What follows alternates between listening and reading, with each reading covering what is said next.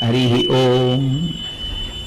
కృష్ణ కర్ణామృతము ఎవరి చెవుల గుండా లోపలికి వెళ్ళిందో వాడు మాత్రం మళ్ళీ ఇంక శరీరంతో వస్తాడని, తల్లిపాలు తాగుతాడని నమ్మకం లేదు. ఇహవాడు రాడు.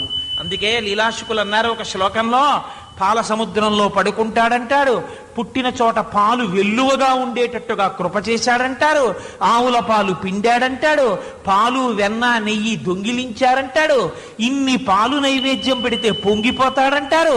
అటువంటి వాడి కథ చెప్పిన వాడికి, కథ విన్నవాడికి, వాడి పాదములు పట్టుకున్న వాడికి ఇక తల్లిపాలు దొరకకుండా చేశాడు అన్నారు.